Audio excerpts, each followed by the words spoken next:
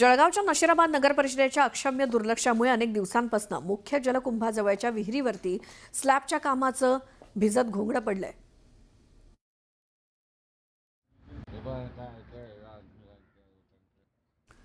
तर स्लॅब टाकण्यासाठी एखाद्याचा जीव जाण्याची वाट बघताय का, असा संतापजनक सवाल ग्रामस्थांनी नगर परिषदेला केलाय।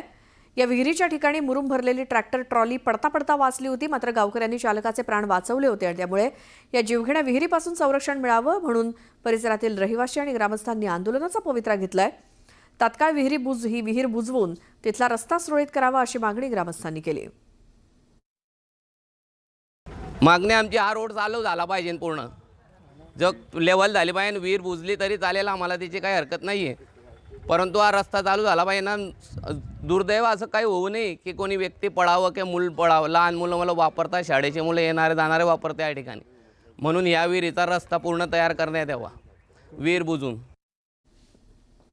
या विहिरीचं काम करताना हा रस्ता पूर्णपणे बंद केलेला आहे आणि लोकांची गैरसोय चालू आहे, परंतु आता नगरपालिका प्रशासनाची निवडणूक न झाल्यामुळे कुठलेही लोकप्रतिनिधी त्या ठिकाणी अस्तित्वात नसल्यामुळे या ठिकाणी अधिकाऱ्यांची मनमानीशाही या ठिकाणी चाललेली आहे आणि त्या माध्यमातून एक ना धड भाडाभार चिंध्या अशा स्वरूपात कुठल्याही कामावर एका ठिकाणी लक्ष अधिकाऱ्यांचं या ठिकाणी नसल्यामुळे नशिराबादकरांच्या पदरी ही दुर्दैवाची परिस्थिती या ठिकाणी आलेली आहे।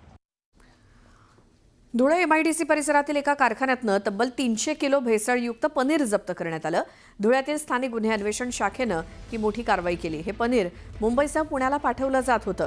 अन्न आणि औषध प्रशासनानं भेसळयुक्त पनीरचे नमुने घेतलेत आणि इतक्या मोठ्या प्रमाणात भेसळयुक्त पनीर आढळल्यामुळे खळबळ माजली आहे।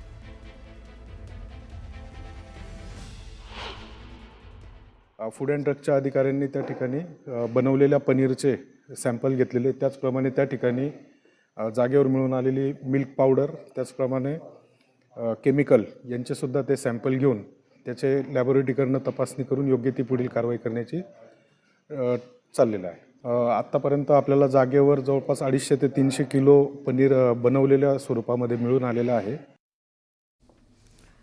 शहापुरातील कासगाव पॉवर हाऊस जवळ भातसा नदीपात्रामध्ये पाण्यात एका 22 वर्षीय तरुणाचा मृतदेह तरंगताना सापडला।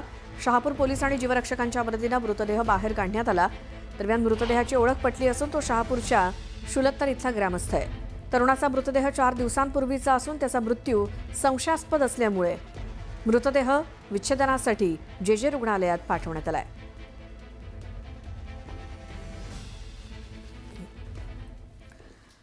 पुढची बातमी, तुळजापूर ड्रग्ज तस्करी प्रकरणी मुख्यमंत्र्यांनी एक कठोर भूमिका घेतली आहे। ड्रग्ज तस्करी प्रकरणी कुणालाही सोडणार नाही असं विधान मुख्यमंत्री देवेंद्र फडणवीसांनी केलं। ड्रग्ज प्रकरणामध्ये अनेक नेत्यांचा सहभाग असल्याचा देखील आरोप केला जातोय।